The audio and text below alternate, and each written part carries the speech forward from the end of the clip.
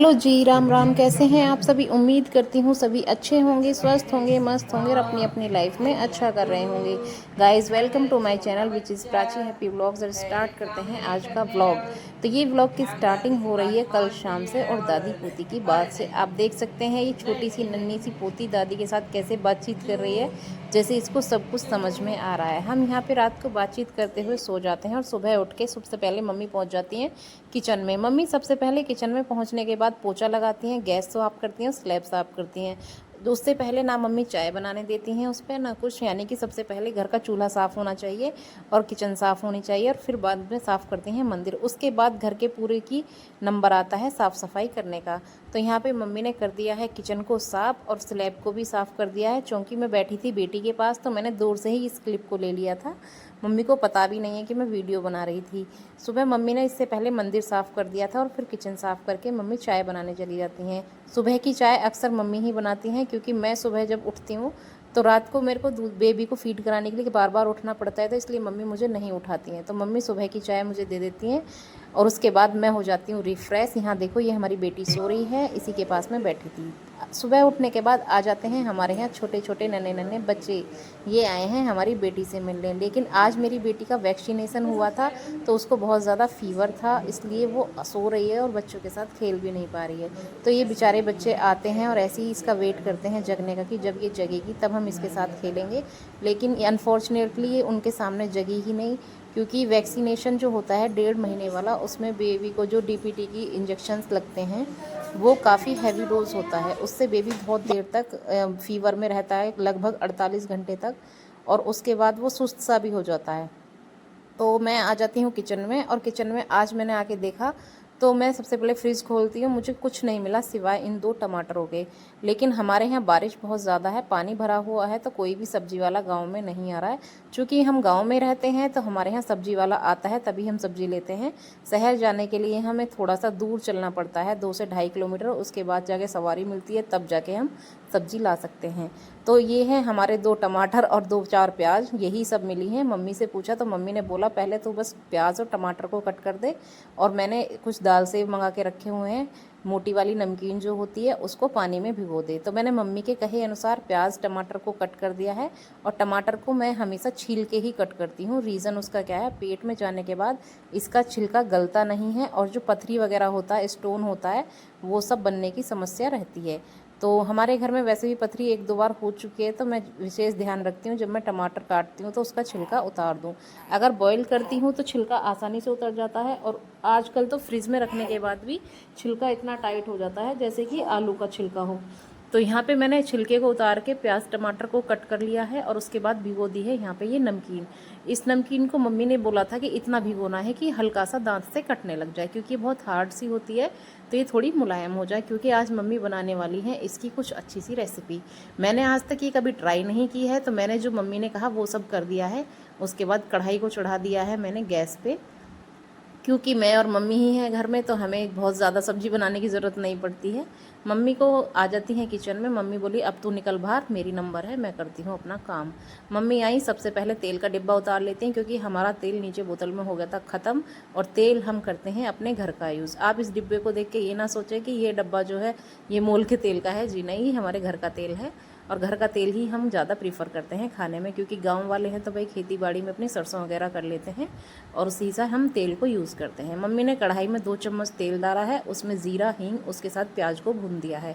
मैं भी यहाँ खड़ी होकर देख रही हूँ कि आज मम्मी जो बनाने वाली है, क्या पता आगे मेरे भी काम आ जाए। जब घर में कुछ नहीं होगा तो कुछ तो बना के खिलाएंगे ही बच्चों को। तो मम्मी यहाँ अपना देख रही हैं। इसमें पानी में मैंने भिगो दिया था पहले कि ये गले हैं या नहीं, ये हल्के से सॉफ्ट हो जाने चाहिए पानी में डलने के बाद। तो यहाँ पे ये हो गए हैं ठीक। उसके बाद मम्मी अब कर रही है आगे का प्रोसेस। जब तक हमारी जो प्याज है वो ब्राउन हो जाएगी, और उसमें फिर ऐड कर देगी मम्मी हमारी टमाटर कटे हुए जो साइड में रखे हुए हैं।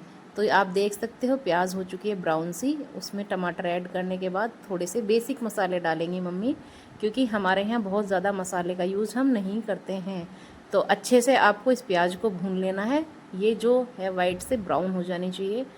उसके बाद इसमें ऐड कर दो ये कटे हुए टमाटर। चूँकि इन टमाटर पे छिलका नहीं है तो ये गलने में भी आसानी है, और खाने के बाद आपको ऐसा भी नहीं लगेगा कि कच्चा कच्चा सा जो टेस्ट आता है वो भी नहीं आएगा।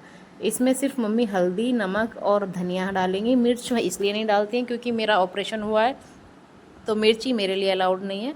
मम्मी ने गैस चेंज कर ली है क्योंकि उसकी फ्लेम थी ज़्यादा और इसको पकाना होता है लो फ्लेम पे। तो मम्मी लो फ्लेम पे प्याज, टमाटर और मसाले को पका रही हैं। जैसे मम्मी पका रही हैं आप भी वैसे ही पका के देखना। मैं तो इसको खाने के बाद ही बताऊंगी कि इसका टेस्ट कैसा है, क्योंकि मैं इसको फ़र्स्ट टाइम ट्राई करने वाली हूँ। इसलिए मुझे ये दिमाग में मेरे आइडिया भी नहीं है कि ऐसे भी सब्ज़ी बनाई जा सकती है।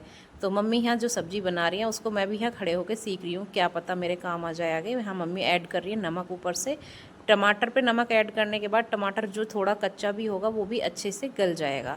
तो आप इसको अच्छे से देखिए और उसके बाद मुझे बताइएगा कि आप इसको बनाने वाले हैं या नहीं।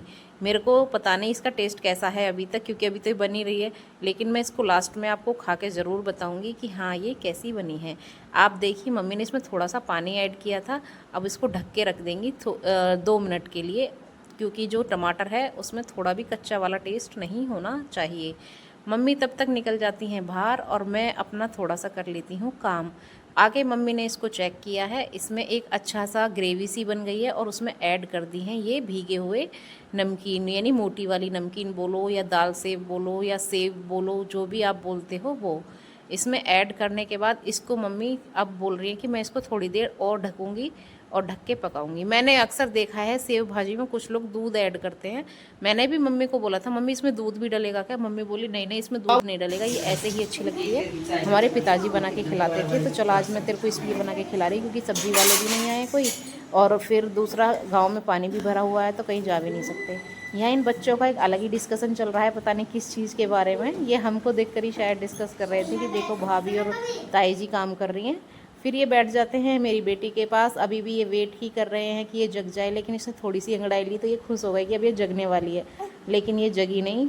उसके बाद मैं आ जाती हूँ किचन में और मैंने मम्मी से पूछा कि मम्मी अब ये बन गई है या नहीं बनी है। मम्मी ने बोला गैस बंद कर दे और बाकी जो काम करना है अपना वो काम कर ले। मेरा काम था यहाँ सिर्फ अब रोटी बनाने का। आटा मैं पहले लगा के रख चुकी थी क्योंकि सब्जी की प्रॉब्लम थी, सब्जी की प्रॉब्लम मम्मी ने कर दी है सॉल्व। और अब मैं बना रही हूँ रोटी। आप देखिए रोटी बनाने के बाद मैं सबसे पहले पहुँच जाऊँगी अपनी मम्मी को देने रोटी। रोटी बन के मेरी हो जाती है। मैं ज़्यादातर मम्मी को गर्म ही रोटी देती हूँ, जब मैं बना रही होती हूँ तभी मम्मी को सर्व कर देती हूँ रोटियाँ। तो यहाँ आप देखिए मैंने रोटी बना ली है और मम्मी को रोटी प्लेट में रख के मैं दूँगी। पहले खाएंगी मम्मी रोटी, उसके बाद आएगा नंबर मेरा। वैसे हम साथ में ही खाना खाते हैं, लेकिन अगर मम्मी गरम खाती हैं तो मैं पहले मम्मी को दे देती हूँ और उसके बाद मैं खा लेती हूँ। लेकिन ज़्यादातर मम्मी यही कहती हैं चल साथ में ही खाएंगे।